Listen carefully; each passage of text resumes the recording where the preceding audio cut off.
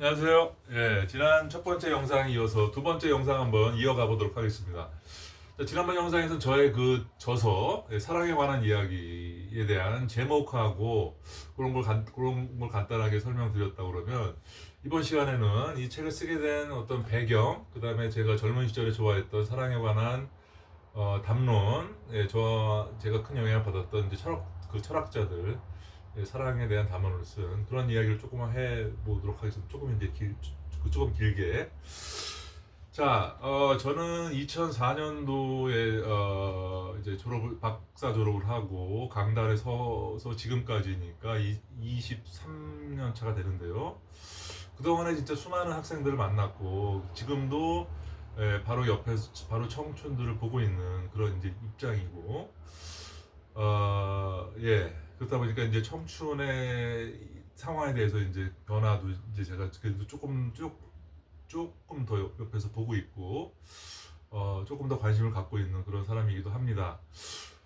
그리고 또, 학자로서, 중문 학자로서 2004년도부터 책을 내기 시작해가지고, 지금까지 제가 한번 계산해 보니까 요 책, 지금 막 나온 요 책까지 포함해서 23권, 4권 정도가 되는 것 같아요. 예.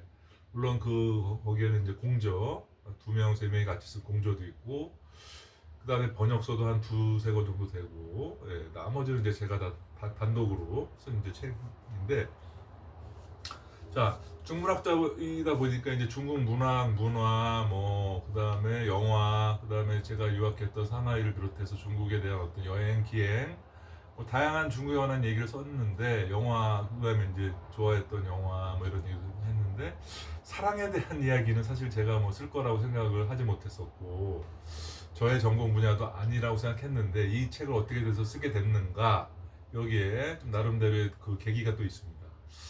그러니까 제가 한 7, 8년 전에 한 그 교양 과목으로 이제 수업을 할 때인데요.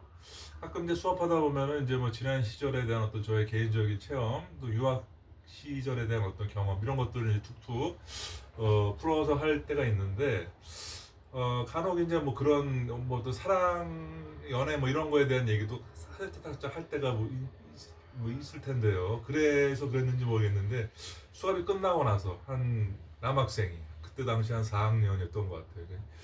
20대 한 중후반 정도 되는 그 남학생이 쭈빗쭈빗 남아가지고 좀 드리고 싶은 일이 좀 있다 이렇게 이제 청해 와서 제가 그래 한번 들어보자라고 해서 이제 들어본 내용이 바로 실연에 관련된 거였습니다. 실연, 예, 청춘의 실연, 예, 연애와 실연.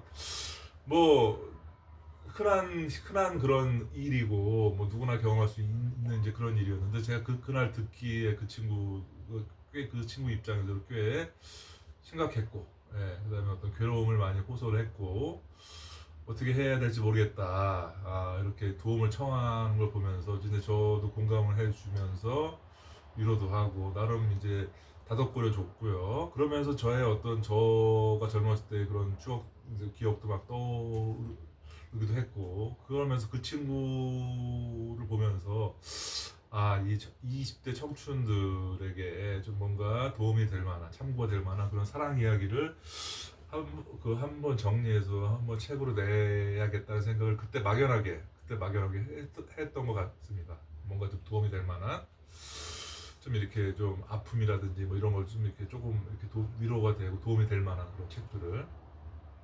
그래서 근데 바로 그걸 뭐 실행에 옮기지는 않았고 조금 이렇게 조금씩 이렇게 준비하다가 요번에 이제 이렇게 한 책의 형태로 내게 됐던 것 같습니다. 예. 이걸 준비하면서 저의 어떤 경험도 많이 떠올렸고, 그 다음에 예전에 제가 20살 그 청춘 그 시절에 많이 이제 참고를 했던 그런 이제 사랑에 관한 이야기들도 또 한번 이렇게 소환을 했고, 제가 좋아하는 노래, 뭐 시, 문학 작품 이런 것들도 인용해 가면서 이렇게 저렇게 저 나름대로 사랑에 대한 분석을 한 책이 바로 도대체 사랑이란 무엇인가라는 책입니다. 예.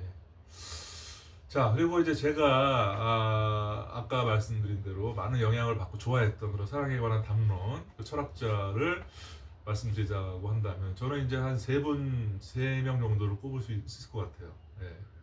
물론 이제 많은 그런 이제 또 작가나 철학자들이 이제 많은 얘기를 했지만 첫 번째는 이제 에릭 프롬, 사랑의 기술이라는 그런 명저가 있죠. 에릭 프롬은 사실 뭐 자유로부터의 도피도 있고 소유냐 존재냐 뭐 이런 더 유명한 책이 있고요. 젊은 날에 저의 어떤 많은 고민과 방황, 번뇌 이런 거에 진짜 많이 도움을 받았던 마치 본 적도 없고 저기도 없지만 마치 저의 뭐 멘토 같은 저는 이제 멘토로 이제 나름대로 생각했었던 그런 만큼 좋아했던 이제 참고가 됐던 많은 도움을 받았던 철학자가 에릭 프롬이었던 것 같습니다. 그리고 사랑의 기술이란 책도 도대체 사랑이란 뭘까를 가지고 헤맬 때 진짜 가뭄 속 단비처럼 많은 도움을 줬던 그런 이야기였던 것 같습니다. 제목과는 다르게 다양한 그런 사랑에 관한 어떤 분석 이런 것들이 그 테크닉이 아니라 사랑의 본질에 대해서 이해하는 데 많은 도움을 받았던 그런 책이었던 것 같습니다. 사랑의 기술. 두 번째로는 많이들 좋아하시는 또 기호학자이면서 철학자인 롤랑 바르트. 롤랑 바르트가 쓴 독특한 어떤 사랑에 관한 담론이 사랑의 단상이라는 책이 있죠.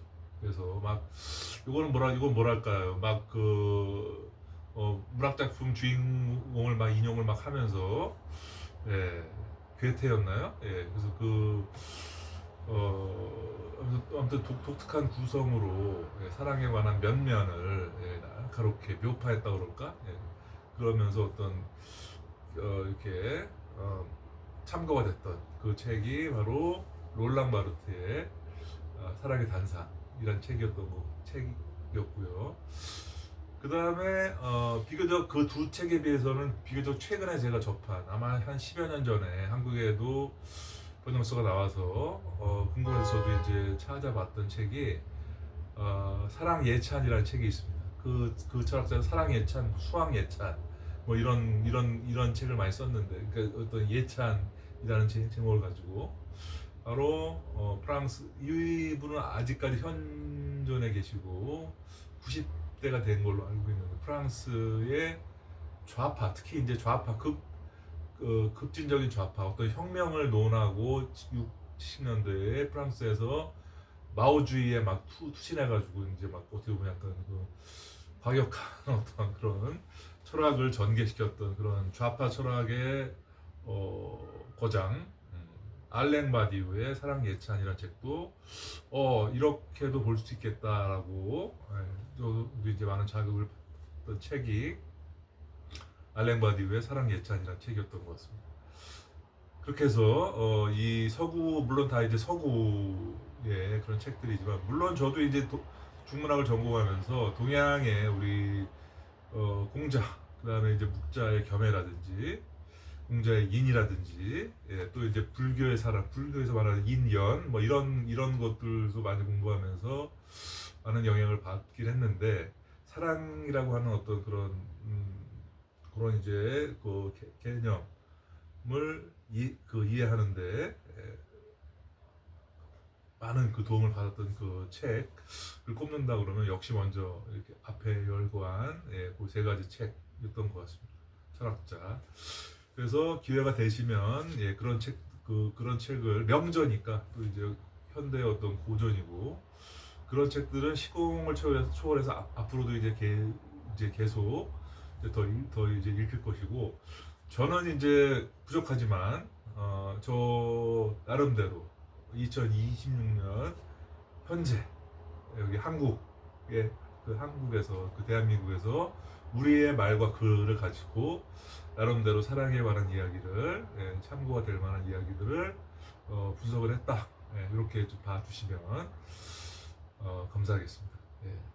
자, 그래서 오늘은 이 책에 대한 어떤 책을 쓰게 된 계기와 제가 젊은 시절에 좋아했던 사랑에 관한 담론에 관한 책들 소개를 말씀드렸습니다. 고맙습니다.